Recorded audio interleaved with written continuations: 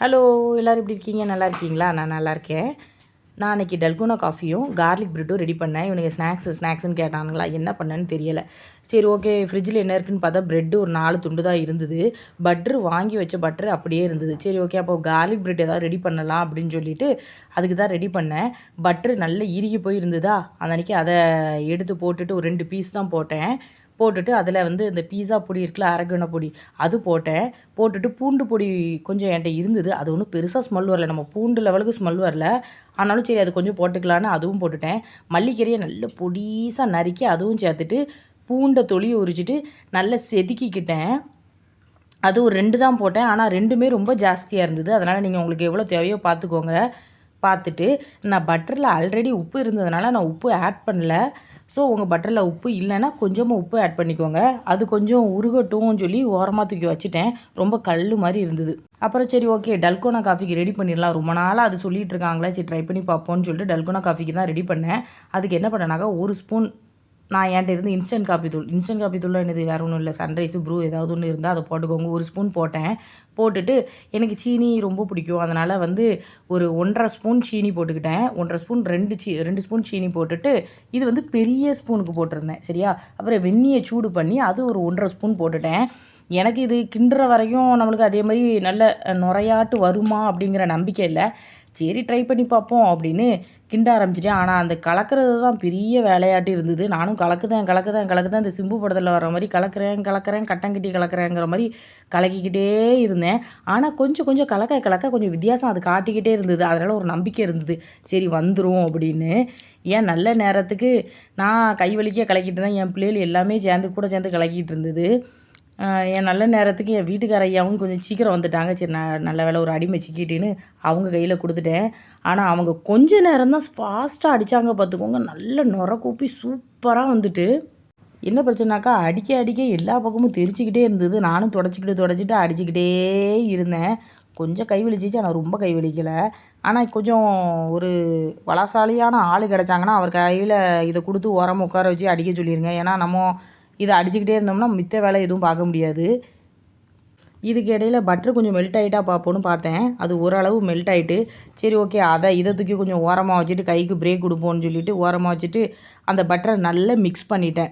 Mix பண்ணவும் நல்லா சூப்பராட்டு cream மாதிரி வந்துட்டு. என்கிட்ட இருந்தது 4 ப்ரெட்டு தான். சரி ஓகே, இவனுங்களுக்கு ஒரு 2 போதாதான்னு சொல்லிவிட்டு அதை உடனே ப்ரெட்டில் தடவி கல்ல காய வச்சு டோஸ்ட் பண்ண ஆரம்பிச்சிட்டேன். என்னன்னாக்கா, அதில் பட்டர் தடவி வைக்கிறதுனால டக்குன்னு கருவிடுது பார்த்துக்கோங்க. அதனால் லைட்டாக சிம்லேயே வச்சுட்டு ஒரு 2 நிமிஷம் மட்டும் மாற்றி போடுங்க. ரொம்ப சூப்பராக வந்துட்டு அதை டோஸ்ட் பண்ணும்போதே வாசம் அவ்வளோ வாசம் அடிச்சிச்சு. அவங்க சாப்பிட்றதை எடுக்க மறந்துட்டேன் பார்த்துக்கோங்க. பிள்ளைங்களுக்கு ரொம்ப பிடிச்சிருந்தது. இப்போவுமே அது பண்ணி கொடுன்னு தான் கேட்டுட்ருக்கானுங்க. பண்ணையில் நான் வேணால் மறுபடியும் வீடியோ எடுத்து அனுப்புதேன். இதுக்கு இடையில காணாதுன்னு இவன் வேறு வந்து ஹெல்ப் பண்ணுதே வேலையை பார்த்தீங்களா, திருட்டுத்தனமாக நக்கி பார்த்துட்டு இருந்தான். அது கொஞ்சம் கசப்பாக தான் இருக்கும். பிள்ளைங்களுக்கு அவ்வளோவா டல்கோனா காஃபி செட் ஆகலை. ஏன்னா அவங்களுக்கு கசப்பாக குடிச்சு பழக்கம் இல்லை பார்த்தீங்களா. ஆனால் எனக்கு அப்புறம் அவங்களுக்கு ரொம்ப பிடிச்சிருந்தது.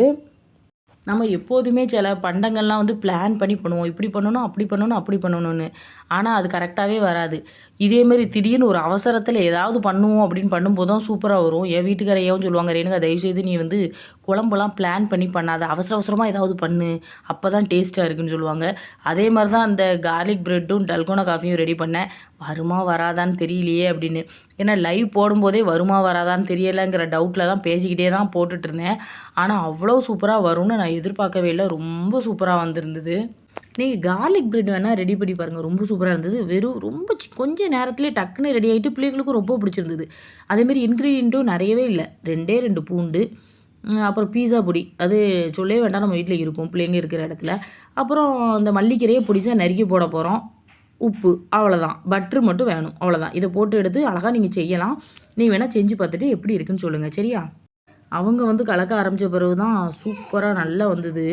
எனக்கு அதை கிளாஸில் செட் பண்ணவே மனசு வரல. அதை அப்புறம் திருப்பி பாலில் கொஞ்சமாக சீனி சேர்த்துட்டு அதை கொஞ்சம் கலக்கிட்டு அதுக்கப்புறம் செட் பண்ண அந்த கிளாஸில் ஊற்றினேன். செம்ம சூப்பராக 5 ஸ்டார் ஹோட்டலில் ஏதோ புதுசாக குடிக்கிற ட்ரிங்கு மாதிரியே இருந்தது. அப்புறம் பிள்ளைங்களும் ரொம்ப பிடிச்சிருந்தது. ஆனால் நிறைய கொடுக்கல, கொஞ்சம் தான் கொடுத்தேன், சும்மா ஆசைக்காண்டி. எனக்கு காஃபி இவ்வளோ ஸ்ட்ராங்காக கொடுக்க விருப்பம் இல்லை. அப்புறம் திருப்பி பால் நல்லா நிறையா ஊற்றினா தான் பார்க்க ரொம்ப லுக்காக இருந்தது. சரி அது மேலே ஏதாவது டிசைனை போடுங்கன்னு சொன்னால் ஆர்டின் போடுதுன்னு சொல்லி போட்டாங்க ஆர்டின். இது ஆர்டின்னு சொன்னாலே ஆர்டின் நம்பாது, அவ்வளோ மோசமான ஒரு ஆர்டின் போட்டாங்க. அது நீங்கள் லாஸ்ட்டு பாருங்கள். இன்னுமே கேட்டுட்டு தான் இருக்கானுங்க, ஏம்மா இன்னொரு தடவை டல்கோனா காஃபி பண்ணலாமான்னு. ஆனால் நம்மளுக்கு உடம்புலையும் தெம்பில்லை மனசுலையும் தெம்பில்லை. அதனால் எப்போ கொஞ்சம் இன்னும் ஒரு வாரம் போட்டு அதுக்கப்புறம் பண்ணி தரேன்னு சொல்லியிருக்கேன். அப்புறம் நான் சொல்லியிருந்தோம்ல ஆர்டின், அது இந்த இருக்குது பார்த்தீங்களா ஆர்டின், இது பேர் தான் ஆர்டின். இந்த 2 ரெசிபி பண்ணுறதுக்குள்ளே இந்த வீடியோ எடுக்கிறதுக்குள்ளே எங்களுக்கு ஜாலியாக இருந்தது. உங்களுக்கு இந்த வீடியோ எப்படி இருந்ததுங்கிறத கமெண்ட்ஸில் சொல்லுங்கள். நான் இதே மாதிரி இன்னொரு வீடியோவில் உங்களை மீட் பண்ணுறேன். பாய்.